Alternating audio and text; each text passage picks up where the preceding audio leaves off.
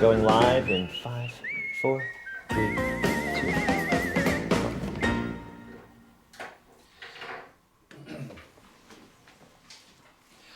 Underneath the bellied skies, where dust and rain find space to fall and lie and change again, without a care or mind at all, for art and life and things above. In that, there, look just there, no right, left, up, down, past, or future. We have but ourselves to fear. Hugh, you chose that poem. For God's sake, why? I chose it for a number of reasons, Stephen. I see. The most important one being... Can I perhaps turn that question round and say, because it was short? the poem. That's right. I chose that poem because it was short. And that is significant. Well, of course, with the pace of modern life being what it is seems to me that most people just haven't got the time to spend on long poems. And this would therefore ideally suit the short-haul commuter or the busy housewife. This is a poem that can fit neatly into the most hectic of schedules and leave time for other sporting or leisure activities. So that represents quite a boon to the modern poetry reader. Oh, an enormous boon. Well, we're always on the lookout for enormous boons. And I presume it's reasonably safe? Absolutely safe. This is a poem you can leave around the house in absolute confidence. Excellent. Presumably, though, there would be shorter poems, and much shorter poems even than that one. Oh, good heavens, yes. Good heavens, yes? Good heavens, yes. Oh. There's a poem by Richard Maddox called Institutions that I can read for you now if you like. Oh, please. Here it is. Lee.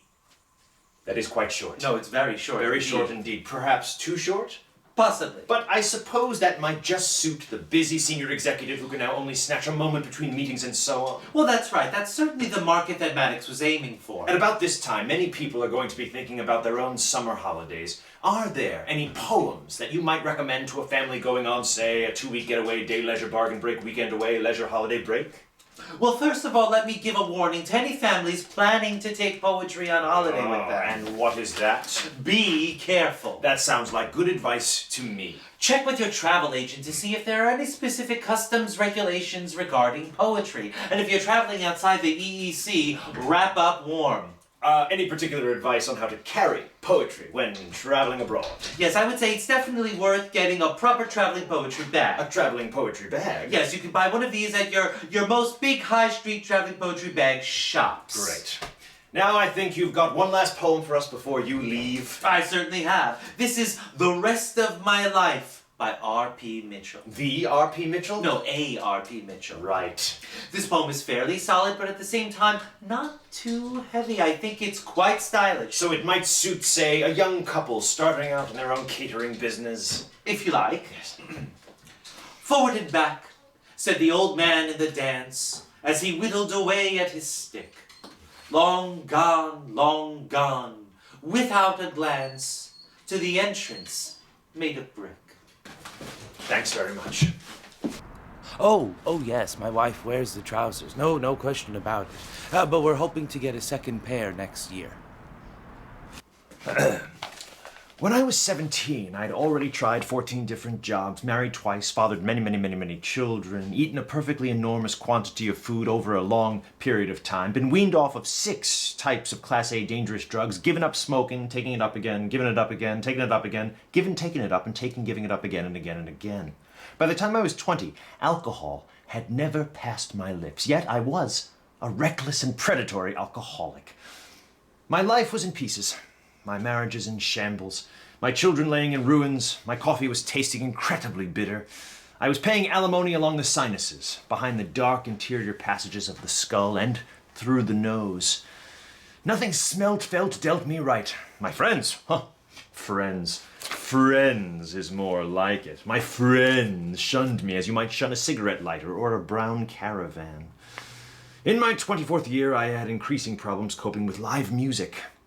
I lost my sense of utterness and all feeling and movement in both of my testicles. Testicles? Did I say testicles? Testicles, more like.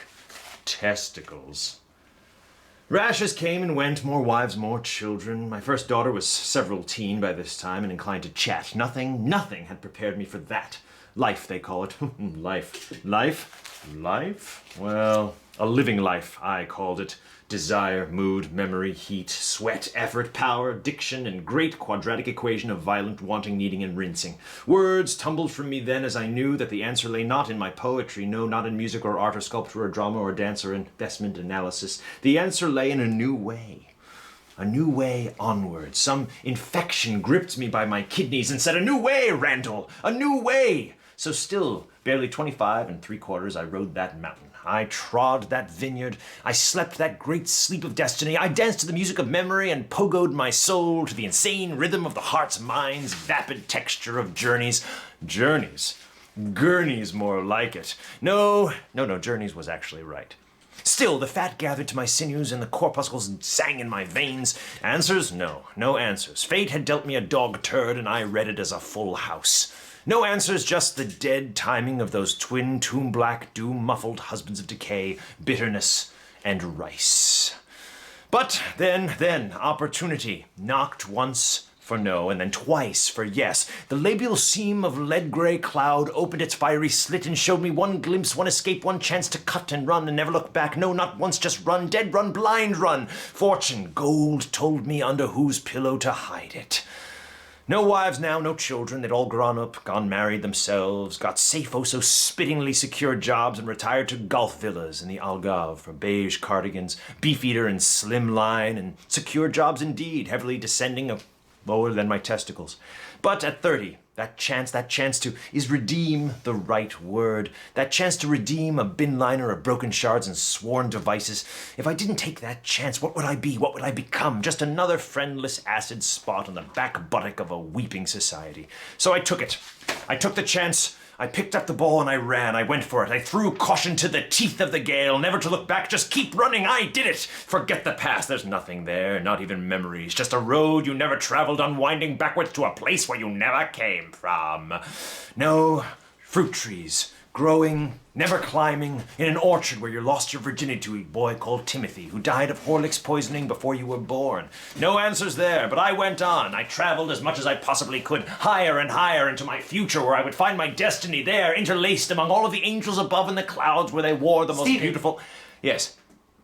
Lie down for a while. Okay. Next. Well, what I always say to myself is, what would Graham Norton do in this circumstance? Good morning, sir. Morning. Yes, sir. I do believe we're in for a spell, as they used to say, in the music halls. Not too hot, but not too mild either. The weekend just passed. Might I inquire as to whether sir was in receipt of an enjoyableness, or did events prove themselves to be of an otherwise nature? Very pleasant, thank you. Thank you, sir. Very pleasant. Good. Then, in presumption of sir's answer, I may take it that sir was for that period without the boundaries of Lincolnshire, wherein I understand it rained like a bitch. No, I was nowhere near Lincolnshire. Ah, sir, I am uplifted to hear such news. My wife and I spent the weekend in Hall. Sir is married. Yes. I had literally no idea. Well, never mind. Will sir, at some future time, at yet unspecified, forgive me for not having immediately congratulated him on his joyousness in the good tidings department? Of course, I didn't expect you. Would sir perhaps consider it to be beyond boundingly forward of me on behalf of all the staff here to send a bouquet of flower-style objects to Mrs. Sir? Well, that's not necessary. Sir, since I became as a barber not 39 years ago, the phrase, not necessary, has been neither more nor less than as a spur to quicken my actions. Well, thank you. Very kind of you, but I... All right, sir. To business. Being one of the shrewdest stirs it has been my privilege to meet, you are no doubt keen to exploit the social and financial advantages inherent in having a haircut. A haircut, that's right. Of course. A haircut is a hair enhanced, if sir will fail to slash my throatlet for being so old. Now, the hair in question... What? The hair presently under advisement belongs to... What do you mean? What do I mean? Yes. Huh. I sneak myself toward the suspicion that sir has me cast as the mouse in his ever-popular cat drama. What are you talking about? It's my hair. Why don't you cut my hair? Ah. So sir's own hair is the hair upon which this entire transaction is to be founded. Well, of course. Why would I come in here to get someone else's hair cut? Sir, please set fire to my legs if I am trying to make hair cutting seem more glamorous than it really is. But may I just say this? You cannot be too careful in my position. Really? Indeed, sir. Once and only once, I cut a gentleman's hair against his will. Believe me when I say it was no difficult task. It was impossible. No, well, it's my hair I want cut. Your hair. Yes. The hair of Sir. Yes. Excellent. Then let us proceed to the next and most important stage. Which one? Which one what? Which hair? Which of Sir's manifold hairs would he care to place in my professional care for the purposes of securing an encoupment? All of it. All of Sir's hairs? Yes. Sir is absolutely sure. Of course I'm sure. What's the matter with you? I seek not to question the drasticity of Sir's decision, only to express the profoundness of my humblings at the prospect of such a magnificent task. Well, all of them. All of them. Well, my word. But is that a problem? By no means. I merely hope that one can find a moment in his otherwise hectic schedule to appreciate that for me, a cut of every one of Sir's hairs represents the snow-capped summit of a barber's career.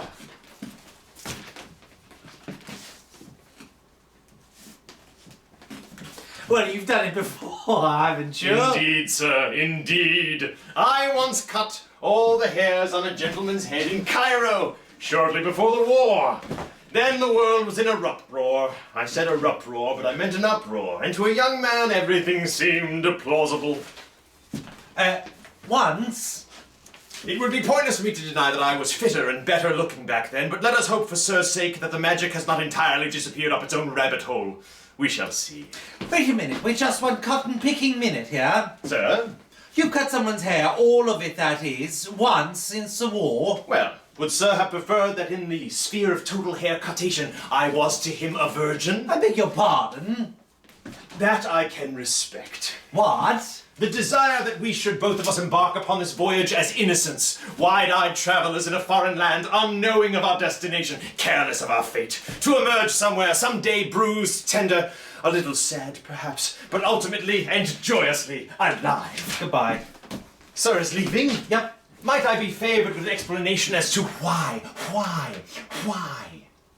Because I don't believe you have the faintest idea as how you're going to end this sketch. And I simply don't want to be around when you try. It's going to be painful and embarrassing for both of us. So, to be honest, I'd much rather it was only painful and embarrassing for you. But sir! What? Sir could not be more mistaken if he tried. I know precisely how this sketch is going to end. Really? Really? Go on then. It might take some time. Yes, time and pain and embarrassment. No, goodbye. You sit here. Here we go now. Yes, the number of times I've hung around while you stumbled to some pathetic ending in the ones that you write. Yeah, okay, yes. Yes, you see, completely stop. No, I am not. Yes. 45 seconds. I can end this sketch in 45 seconds. 45 seconds, everyone. Yeah? Yeah. Okay, 45 seconds. If Sir will resume the seatedness of his posture. Very good. All right. All right. Can I assume that Sir is close to the level of maximum comfort? 40 seconds. I will now fetch the necessary tools.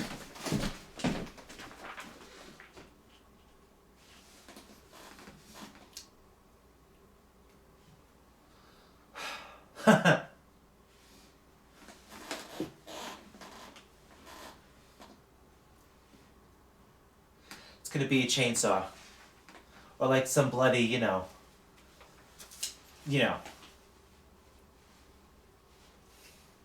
Son of a... Oh! Did I leave the gas on? Thomas, bad news, I'm afraid. Just a moment, John. I promised Marjorie I would mend this clock for her. I wonder if you could give me a hand. Big hand. Little hand. Anyway, Thomas, listen to me. I have some bad news. Bad news. It's Marjorie. Marjorie. She's had a fall. Marjorie has had a fall. I'm afraid so. She was out riding this morning on Thunderbolt, and she hadn't returned by the time Miss Mopwester arrived. It turns out she'd had a fall. Calm yourself, John. Marjorie has had a fall. Yes! off of a horse. Well, of course off a horse. I don't see why there's any of course about it, John. Of course not a horse of course. Girl nowadays are likely to fall off of anything. Doesn't have to be a horse, of course. No, all right, but in this case it was. She could have fallen off of a chair, a table, a pianoforte, anything. Yes, except that in this case she was riding a horse when it happened. When she fell off. Yes. So you reason to yourself, Marjorie has fallen from a horse. That's right. Thunderbolt. Thunderbolt, you say? Yes. Well, Thunderbolt's a horse, all right. Exactly. Any damage? Too soon to say. Cavendish is examining her now. That old fool. What does he know about horses? Cavendish is examining Marjorie. Marjorie? Is she ill? No, she fell off a horse. Marjorie fell off of a horse? You'd better fetch Cavendish. I have, Thomas. He's in the drawing room. Horses are very big, John. I know they are, Thomas. You fall off one of them and anything can happen. Quite. Well, not anything. No, not any. I mean, this thing. clock isn't going to become prime minister just because someone has fallen No, off a horse. I didn't mean anything in that sense, No, Thomas. of course not, Thomas. No. Anything. Cavendish is examining her now. You said he was in the drawing room. He is examining Marjorie. And where is she? She's also in the drawing room. Ah, so they're both in the drawing room then? Yes. Perhaps I was wrong. Perhaps he's not such a fool after all. How is she? Too soon to say. Sounds like a hell of a fall. From the horse? Yes. Thunderbolt? Yes. Now what the devil is Marjorie doing falling off a thunderbolt? You know how Marjorie loves to ride, Thomas. Indeed I do, indeed I do, indeed I do. She was riding Thomas? No. I'm Thomas, John. I know. She wasn't riding me, you know. Your story's a bit twisted there, old fellow. It doesn't add up. You said she was riding Thunderbolt. She was. She was? Yes. Not any longer. No, she fell off. Good God! I know. Where is she? In the drawing She room. was riding Thunderbolt in the drawing room? No, she fell off at Stratton Brook where the path separates. That young fellow Cottrell found her and carried her to the drawing room. Stables would have been better, don't you think? What? Drawing room is no place for Thunderbolt. Marjorie. What do you mean? Marjorie's in the drawing room. With Thunderbolt? No, Thunderbolt's in the stables. Ah, well, that's all right then. It's all right, Thomas. She's had a bad fall. Is she hurt? Too soon to say. Cavendish is with her now. Cavendish, he's a doctor, isn't he? Yes. I wonder if he knows anything about clocks. Well, until you've been there yourself, you really can't say, you know. Well, not that I know. I've never been there.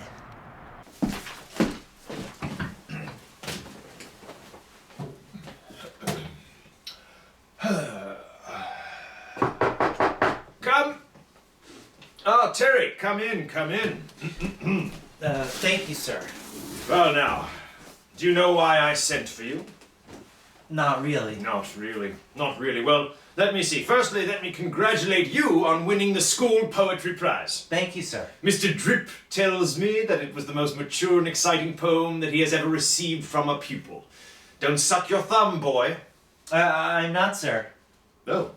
No, it's just a piece of general advice for the future. Oh, I see. Now, Terry. Terrence. I've read your poem, Terry. I can't pretend to be much of a judge of poetry. I'm an English teacher, not a homosexual. But I have to say that it worried me. Oh? Yes, it worried me. I have it here. It says, inked ravens of despair claw holes in the arse of the world's mind. I mean, what kind of a title is that? It's my title, sir. Arse of the world's mind? What does that mean? Are you unhappy about something? Well, I think that's what the poem explores. Explores! Explores! Oh, it explores, does it? I see. Here. Scrotal threats on horse, a question of flowers. I mean, what's the matter, boy? Are you sickening for something, or is it a girl? Is that the root of this whole thing? Well, it's not something I can explain, sir. It's all in the poem. It certainly is all in the poem. Here. I asked for answers and got a headline of heroin in return. Now, Terry, look at me. Look at me, Terry. Look at me. Who gave you the heroin? Terry, who gave you the heroin? You must tell me. If this is the problem, we must do something about it. Do not be afraid to speak who gave you the heroin. Well, no one. Terry, I'm going to ask you again. It's here. I've asked right in the poem for answers, and what I get is a handful of heroin. Now, Terry, this is a police matter, Terry. It really is, so speak out. No one's given me heroin. So this poem is a lie, is it? A fiction? A fantasy? What's happening? No, it's all true. It's autobiographical. Then, Terry, I must insist, Terry. Who has been giving you heroin? Was it another boy? Well, sir, you have. I have. What are you talking about, you diseased boy? This is rank standing impertinence. I haven't given anyone heroin. How dare you? No, it's a metaphor. Metaphor? How metaphor? It means I came to school to learn, but I just get junk instead of answers. Junk! What do you mean, junk?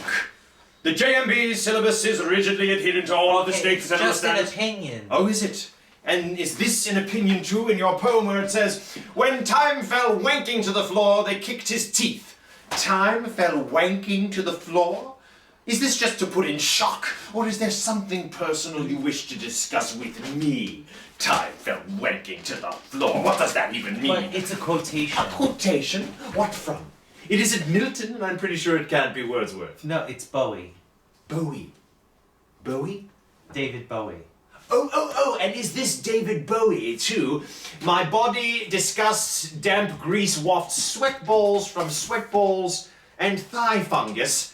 I mean, do you wash? Of course. Then why does your body disgust you, Terry? Terry, it seems all right to me. I mean, why can't you write about meadows or something? I've never seen a meadow. Well, what do you think the imagination is for? A girl strips in my mind, squeezes my last pumping drop of hope, and rolls me over to sleep alone. You are 15, Terence. You are 15. What is going on inside of you? Well, that's what it's That's like what the poem explores. Yes, well, don't tell me. I can't understand. I just can't understand. Well, you were young once. Yes, in a sense, once. Well, didn't you ever feel like that? You mean, did I ever want a fireball the dead cities of the mind and watch the skin peel and warp? Then no, thankfully I can say I did not. I may have been unhappy from time to time if I lost my stamp album or if I broke my penknife, but I didn't write it all down like this and show it to people. Perhaps it might have been better if you had. Oh, might it, young Terence? Well, Terry, I suppose I am one of those unhappy bubbles of anal wind popping and winking in the mortal bath, am I? Well, Your silence now tells me everything I need to hear, everything. I am, aren't I? I'm an unhappy bubble of anal wind. That's just how I see it. That's valid. Valid. You're not talking about a banknote. You're talking about calling your headmaster and his pup unhappy bubbles of anal wind. Well, I'm one too. Well, as long as we're all unhappy bubbles of anal wind popping and winking in the mortal bath, then of course there's no problem. But I don't propose to advertise that fact to parents. If this is poetry, then every lavatory wall in Britain is an anthology. What about the Oxford Book of Verse? Where's that gone? Perhaps that's the laboratory paper. Is that clever? Is that clever? I don't know. I suppose it's another quotation from Derek Bowie, is it? I don't understand anymore. I do not understand you. Never mind, sir. You're a bit frustrated, perhaps. It's a lonely job. I am frustrated, yes. It is a lonely job, yes. So lonely. I am assailed by doubts and racked by fear. Write it down. Huh? Write it down. Get it out of your system. Assailed by doubts, racked by fear. Yes, you think? Assailed by doubts, racked by fear, and tossed in, tossed in a wrecked mucus foam of Hatred? Good, yes, okay. What about steamed loathing? I want that in there somewhere. Better. You're a natural. So wrecked mucus foam of steamed loathing, snot trails of lust perforate bowels of my intent. Put on your red shoes. Yes, put on your red shoes, Major Tom. Oh, funk to flunk it. Well, let's talk about instead about flexibility of language, linguistic elasticity, if you like. I think I said earlier that our language, As English, spoken by us. as we speak it, yes, certainly, defines us. We are defined by our language, if you will. Then please, do, for goodness sake. Hello. We're talking about language. Perhaps I can illustrate my point. Let me at least try. Here's a question. Is our language capable, English this is it capable of sustaining demagoguery? Demagoguery. Demagoguery. And by demagoguery, By you mean... demagoguery, I mean highly charged oratory, persuasive whipping up rhetoric. Listen to me now, listen here. If Hitler had been English, would we, under similar circumstances, have been moved, charged up, fired off by his inflammatory speeches, or would we have simply laughed?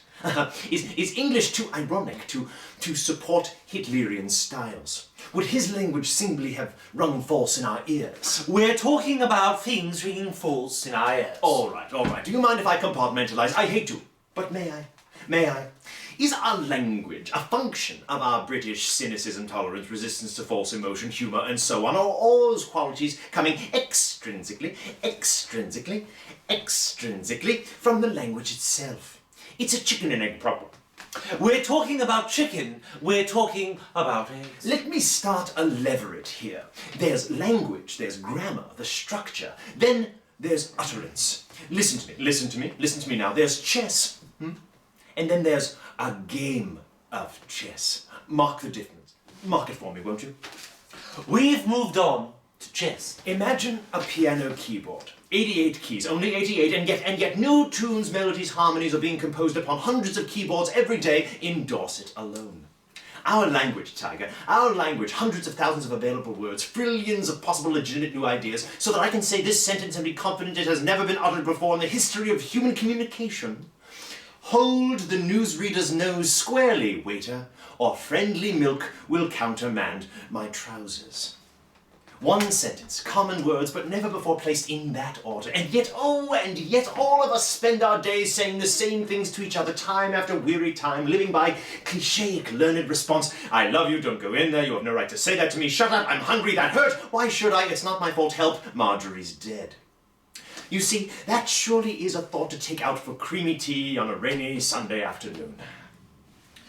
So, to you, language is more than just a means of communication. Of course it is. Language is a whore, a mistress, a wife, a pen friend, a checkout girl, a complimentary, moist, lemon-scented cleaning square, or handy, fresh and up wipette. Language is the breath of God, the dew on a fresh apple. It's the soft rain of dust that falls into a shaft of morning sun when you pull up from an old bookshelf a forgotten volume of erotic diaries.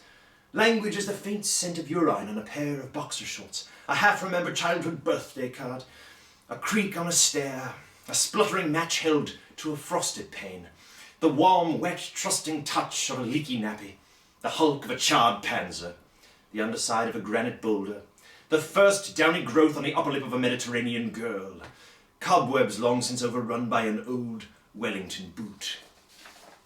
Good night. No.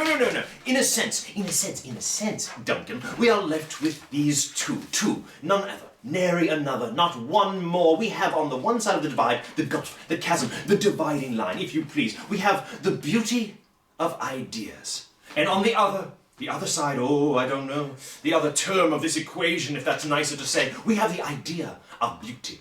Am I sensing through? Am I connecting? We're discussing the beauty of ideas and the idea of beauty. Hold on that thought, Geoffrey. I'll give you the thought and you will hold it for me. Would you hold it for me, please? I'm going to hold a thought now. If beauty is only an idea, a form, a paradigm, a pattern, a template, an ideal, an idea, with an I, then what is the beautiful? Beauty is unattainable, but the beautiful surrounds us. We return the language, Philip. We're back to language again. That's the thought you'd be so ever too splendidly hold for me. We've made a return to language. That's the thought I'm holding. Listen to me, lovelet. Language circumscribes beauty, confines it, limns it, delineates it, colours and contains it. Yet what is language but a tool? A tool we use to dig up the beauty that we take as our only and absolute real. Language is a tool. So I'm finding myself with some surprise and a little alarm hurling a paradox at you. Beauty is our only real reality, and yet it is an ideal. It is the surface tension of the membrane that stretches between us and the vision of beauty that language seeks to disperse, as a detergent might dissipate or dissolve a droplet of oil. I'm in trouble now. Shush, Bibble. I'm streaking ahead. Let me explain, expand, expound, and exposit. Would you? I find you beautiful, but you are not beauty. Whoops. Therefore, you contain a property of beauty. Therefore, the substance of which you exhibit a property must exist. Where is it? Well, where is it? Where could it be? That is language's task. Who was it that once said, "Language is the universal whore that I must make into my virgin"? Who was it? Madonna? I think it was Schopenhauer, but I needn't have said that, and it needn't have been. Now, Tommy, time to take you back to that moment when I asked you to give the thought that I bade you hold for me. I was holding the thought, we've made a return to language. Correct, Correctington. Language pursues beauty, harries it, hounds it, courses it across the rough lands of truth and inquiry, and in so doing can be beautiful itself. Ripple on ripple, image with image, a wheel within a wheel, like the circles that you find in the windmills of your mind. Noel Harrison. Noel, as you so rightly, Harrison. Language can be beautiful. And Madeline, asleep in lap of legends old, plenitude, dishes, martita, breasts, tumble, emolument, forage, smitten, plenum, vulva. Words that have their own sonority and beauty that is extrinsic to their connotational or denotational reference. I think he has a vulva. So, Timothy, I'll leave you with that thought. A breath, a fruit that drops from the boughs of my imaginings. Think beauty, but be beautiful. Say beauty, but say it beautifully. Beauty is duty, and duty is beauty. So there, good night. I don't feel quite so well right now. I'll talk to you later. Goodbye. Sex and violence, that kind of thing. I mean, we're a very small company, but we're very busy at the moment. Morning control. I was just... Oh. Ring, ring, ring, ring. Hello. This is Secret Service. No, I'm afraid control's not here at the moment. Who is this, please? Oh, hello, Mrs. Control. No, it's rather strange. I just popped in Control's office to see if he'd like a cup of coffee, because it's nearly 11 o'clock, and there's no one here. I can't think where he can have got to. I really agree with you, Mrs. Control, that he'll probably turn up. Bye-bye. Why, hello, Tony. Control, there you are. I was beginning to worry. Oh? Mrs. Control had just been on the telephone, and between me and Mrs. Control, neither of us seemed to know where you were. Ah. Well, let me explain, Tony. But let me first ask whether you notice anything unusual about the office. Let's see. I only think that struck me about it was that you weren't in it, Control. Apart from that... What about the window, Tony? The window, of course. The window always used to be slightly further to the left. No, not quite, Tony. Oh, it was a bit of a guess, actually. No, the window is in the same place that it always has been. I know that we talked about moving it, and you very kindly looked into the feasibility of the whole thing. But after a while, I had to make the difficult decision that the particular game just wasn't worth the candle. Yes, and after you had made that decision, I remember you talked at some length about what you saw as the loneliness of command. That's right, Tony. No, what's unusual about the window is that I've left it open. You're right, Control. Is this some way connected to your not having been in the office earlier on? Yes, Tony. It is. You see, I fell out the window. Control, I can only say how sorry I am and ask whether you were hurt in any way. To my surprise, Tony, I am in fact not hurt at all. Well, that is something of a blessing anyway. Yes, you're right. Because one of the other things about being Control, I've always thought, is that your office is on the 6th floor. So that in the event of something like this happening, you have got slightly further to fall than if you were in the record department, which is located on the 1st floor of this building. Very similar thoughts were going through my mind, Tony, as I traveled towards the pavement with gathering speed. But how did this whole sorry business come about, Control? Tony, I have a confession to make. One of the things I like to do before you kindly bring me my morning coffee is to feed the pigeons who perch on my window sill. Control, I can't say I'm surprised. There had been some rumor in the canteen to that effect. Well then, I'm glad to be able to silence those wagging tongues one way or another. I do feed the pigeons, and it was while I was doing this that I fell out of the window. Control. I think I can picture the scene. There you were, at the open window, so engrossed in what you were doing that you neglected not to fall out of the window. Am I fairly near the mark? Spot on, Tony. I thought so. And I'll tell you another thing that has resulted from this whole adventure. What is that? It's after 11 o'clock, and you've not had your coffee. You're right. It never rains but it pours, eh, Tony? Yes, Control. But quite often it rains and pours at the same time. Yes. Well, on your way to the coffee-making area, could you ask Valerie to pop out and apologize to the old lady who was selling flowers outside the main entrance? I'll certainly do that, Control. Did she happen to be the unlucky one who broke your fall? No. She was fortunate in that respect, Tony, but she might be a little upset that her young grandson did. Fair enough, Control. Tell you what, then. She might welcome a cup of coffee, too. Good thinking, Tony. Bye-bye. Bye-bye. Betty Butter bought some butter, but she said the butter was bitter, so she bought a bit of better butter to make her batter better. That was before the war, of course. Well, we've finally come to the point in our show where I say, well, we've finally come to the point in our show when I say. And now, my colleague, if you don't mind, after this lovely evening, did you enjoy this experience with me here on a bit of Fry and Laurie? It was good. It was good. It was fun. It was lovely, wasn't it? So now, Mr. Music, I will make us a drink as you whisk us away into the wonderful world of whatever music tickles your brain timpani inside of the headpan that you call your mind. Go for it.